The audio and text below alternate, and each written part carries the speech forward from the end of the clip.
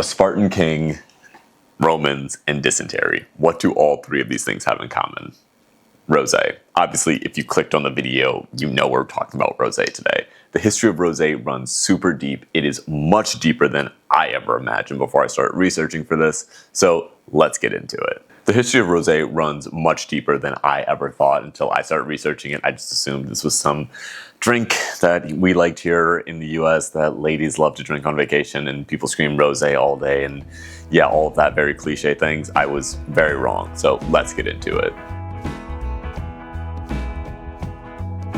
Welcome back to another 5 Fact Friday, where we share 5 fun facts about a specific whiskey or wine topic, and hopefully you're going to learn something. Like I mentioned, we are talking about rosé today. And in classic whiskey and wine fashion, we have to start with the history, because like I said, this runs much further back than I really understood. If you try to Google, like, where did rosé originate and things like that, you're probably going to see it came from Provence. So yes, it did come from Provence. That's kind of like where rosé really took off and started thriving, but it goes back even further than that. And it's a little bit weird, honestly, when you look at it. So we can trace it back to about 1550. And again, things are a little bit hard to figure out at this point because we didn't document things like we try to document everything now. Like, everyone has phones and is taking pictures and videos and writing things down. They weren't really doing that as much. Yes, they have documentation. Yes, there's things written down, but not nearly as much as we have now. So, 1550, and we see 2 different methods. One is going to be what was considered a field blend. If you haven't heard what a field blend is, it's basically just when you grow all of your grapes together that you want to go into your final blend. People still do this now. It's really common over in Europe to have some field blends. Italian field blends, typically what they'll be called, where you just grow all your grapes together. So if I want something that is 50% Cabernet Sauvignon and 30% Merlot and the rest Malbec, I just plant those percentages, harvest them all together, and then dump them into the fermentation tank. We're good to go. So that's essentially what they were doing at this point. And when you were just growing all your grapes, there was red grapes, there was white grapes, they mixed it all together, and poof, out comes the rosé. Now, that was what some sources were saying. I'm going to be a little bit more on the side of this second one, which has some really funny history to it, but it does make sense. This is where the Spartan king, dysentery, and Roman soldiers all come into play. Historically speaking, we have had trouble cleaning water. So if you've ever been around basically southern US or anywhere really warm in the summer and you're looking at like just standing water, there are so many bugs and just nasty things in that water. So you can't really drink it. Otherwise you are going to get sick, you're going to get dysentery, and it's not going to be great. So in the ancient times, what they would do is they would take some wine and you would dilute your water with a little bit of wine. So instead of watering down your wine, you're wining down your water. And that would be to allow the alcohol in that wine to kill some of the bacteria so you could actually drink it. So yes, there were actual rations of wine given out to soldiers, given to people so that they could drink the water wherever they were and not get sick. There's a lot of historical context to this, which is just really entertaining. But yeah, drinking wine to make sure you didn't get sick from dysentery. It's great. But one of the other things here is when they were drinking or even making red wine back then, they did not make red wine the way we make it now. They did not want this big, bold flavor because that was not seen as good to them. That was just too much, way too much flavor, not really too much flavor, too much tannins, too much acid. They just did not like it. So you didn't drink that. You would always water it down. And what happens when you water down red wine? You get rosé. Not actually, but you get the rosé color, you get pink. And that's what people just associated with rosé. Now, there's also stories of people, or specifically a certain Spartan king, who decided that he wanted to drink just pure red wine. And in doing so, obviously, he would become more intoxicated because there's going to be higher alcohol content. And they say it drove him mad, and that was the reason for his downfall, is that he was drinking pure red wine. So no one wanted to drink pure red wine because they didn't want to be like this guy and just ruin their entire life. Regardless of which path we take for getting our pink wine, whether it was a field blend or if it was a watered down red wine, we start to see that Provence was planted by the Greeks, and we're starting to see that wine coming out of there and people are becoming more interested in it. And it starts laying the groundwork for what would become basically a titan in the industry of rosé. Now the rosé they have in province is not like what we're probably used to here in the US. When I say rosé, you're probably thinking of that bottle that you're popping at the pool with your friends. It's super sweet. Maybe you drank it back on summer break when you were in college and you drank way too much of it. It's not that. Theirs is much drier. It's going to be a nice fruit-forward wine, but it's not going to be this very sickly sweet wine. That's going to be more of the style of rosé that they were going after. So this allows Provence to stand out a little bit from other rosés, especially here in the US, and knowing how their climate works, their soil, their terroir, everything over there, it is perfect for growing these style or growing these grapes to make these styles of rosé. Now there are a lot of things you can do with the method of it, but we're going to get into that in 1 second here. Just want to pop on here real quick and say if you guys are enjoying these videos, be sure to either leave a like, leave a comment, and if you can subscribe, that'd be awesome. It's really the best way to help us continue to do these videos. And we've also got some fun things down in the caption for the Wine Girl merch that Heather's been repping, as well as some other things down there as well. Just some discounts we want to pass on to you guys. But enough of that. Let's get back to this video. So as I mentioned, the method is going to change how your rosé is going to come out. But the basic rosé method is going to be essentially now what we consider the skin contact method, because you can technically do it with a white wine or you can do it with a red wine grape. Red wine grapes, people usually say red grapes, but they're technically black grapes, but interchangeable. We all know what we're talking about.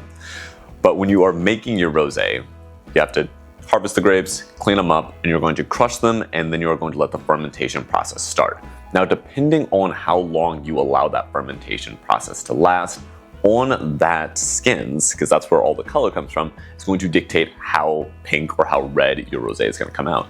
If you do it just for a little bit, you're going to get something like this. Believe it or not, this is a rosé.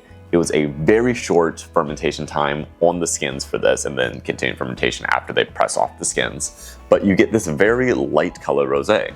Now you can always go further and you're going to get something more like these, which is probably what we kind of expect when I say rosé. Something maybe not this pink, but probably around this color pink is what most people are probably going to expect. This is completely dependent on how much time the juice is spent on the skins. Because again, all of the color is going to come from the skins of the grape, not actually the juice of the grape. Now you'll also know that I said a lot of these wines might not be super sweet. So I know for a fact that this rosé is nowhere near as sweet as this rosé. And that is all due to the residual sugar. A couple different ways we can get that. Depending on what grape we're using, we're going to have more or less sugar that is going to go into the wine. If it was in a warmer climate, we're probably going to have more sugar. Cooler climate, a little bit less sugar. A lot of different things are going to go into that, and yes, technically you could back sweeten it, but most people, unless it's some of the really big ones that are just pumping out a ton of stuff, we're not going to back sweeten it. It's just going to be, all right, here we go.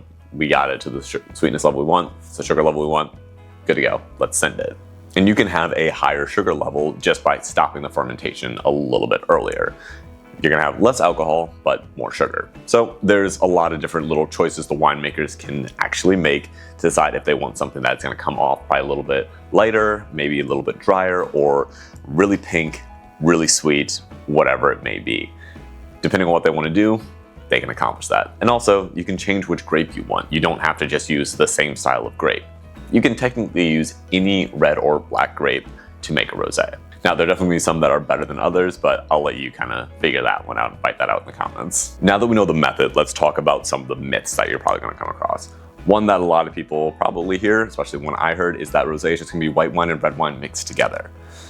Now, you could do that, but when you're actually making rosé, you're going to just make that red wine and then remove the skins a little bit earlier in the fermentation so that you don't get that deep red wine, but you are going to get a light pink red wine, or just barely tainted pink red wine, which is a rosé.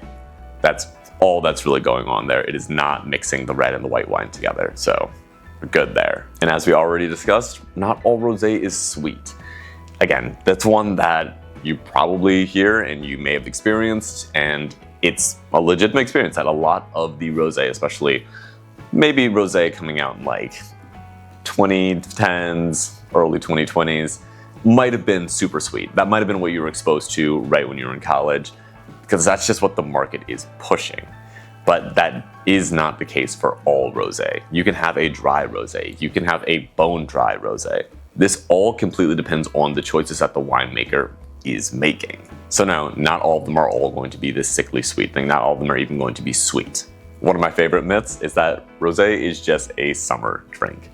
Now, yes, there are going to be certain seasons that you might want something a little bit more refreshing or more robust. Like typically people say, oh, I want a red wine, this like bold red wine in the winter. I want a Chardonnay in the winter. let's just talk whiskey for a second. I want my bourbon or my rye in the winter.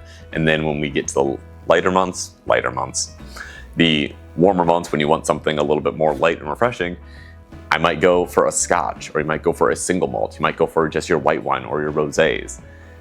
Yes, that is typical, but that is not always the case. The reason we typically go for something like a rosé when it's hot is because we want something refreshing, and when we go for a red wine, we want something a little bit more cozy and warm. However, we can definitely flip those two on their head. There are going to be some rosé styles, like I said, that are dry, that are going to have a little bit less acid to them, so they're not going to be as refreshing, and those are going to be great for the winter. It's not just a summer drink. Yes, a lot of them are great for the summer, but it's not just a summer drink. You can definitely be drinking it year-round. You just have to look for something maybe a little bit different than what you've previously had. And my favorite myth, rosé is for beginners. This is the same idea that, oh, sweet wines are just for beginners, that once you actually develop your palate, you're not going to want all these sweet wines, you're not going to want rosé. Not true. Sure, you might start with something that is sweeter because it's more palatable and it just makes more sense, but there are rosés like this that are out there that are dry, that have a lot of depth to them, that have a lot of nuance and are extremely interesting, even for actual like sommelier wine nerds who dedicate their entire life to wine. There are gonna be some rosés out there that are great for them as well. So no, it's not just for beginners. There are some good beginner rosés, but also there are some really good beginner red wines. There's some really good beginner white wines, good sparkling wines. There's good beginner wines in every single category. Just depends on what you're looking at.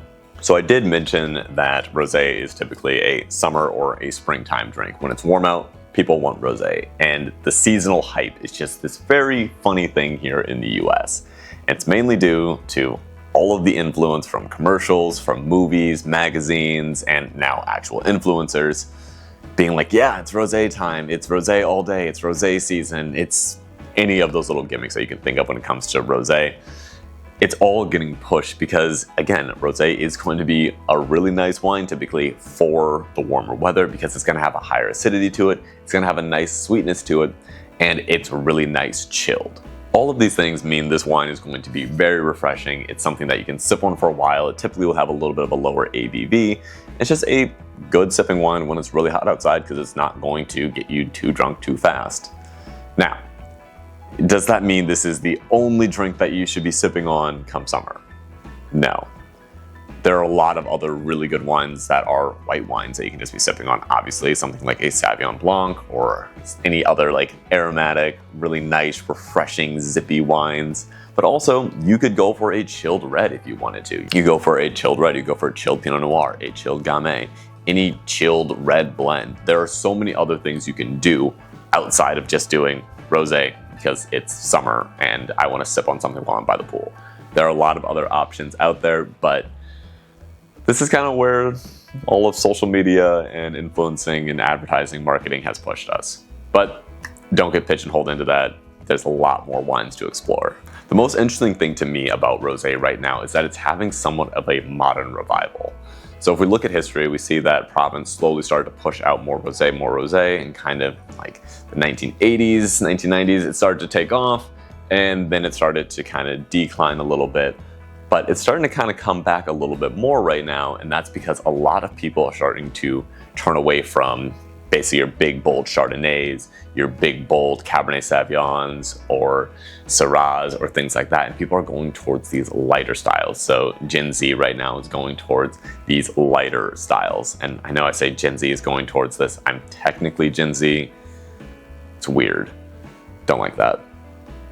But we really have millennials to thank for a lot of this because they were pushing all of these styles of wine. They had the really sweet wines, and then everything started to shift after they got a little older, didn't want these sweet wines, and Gen Z really was like, no, I want something just light, approachable. I want something that tastes good, but also is a high quality wine.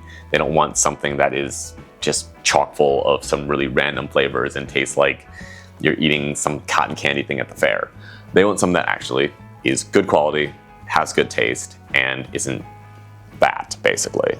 So Rosé is going to be a very good entry wine for a lot of new drinkers, and it's going to give them that nuance. It's going to give them that high level of wine without having to go break the bank and without trying to buy a big, bold Cabernet Sauvignon or a really expensive Pinot Noir from Willamette Valley or something like that. They can get really good quality while also not breaking the bank and getting good flavor. So we're starting to see Rosé kind of have a little bit more of an uptick right now, which I think is really awesome, really exciting. And it means that a lot of wineries are starting to do something a little bit more experimental, where they are maybe going a little bit lighter if they were a little bit darker for a bit, or some are just going extremely light, and others are starting to experiment even with orange wine, so taking the white wine and doing a skin contact with it instead of a red wine grape. So there's a lot of really interesting things happening right now in the world of rosé. Like I said, when it comes down to it, rosé has a very deep history. It's got a lot of things going on. It's got a lot of misunderstandings about it, so if you're one that didn't really appreciate rosé, maybe it's time you give it another chance. But hey, you made it to the end of the video. Let me know what your favorite rosé is, or if you just don't like rosé at all, whatever it may be, that's fine. But you also made it to Friday, so we are at the weekend. Cheers to you guys, and I will see you on Monday.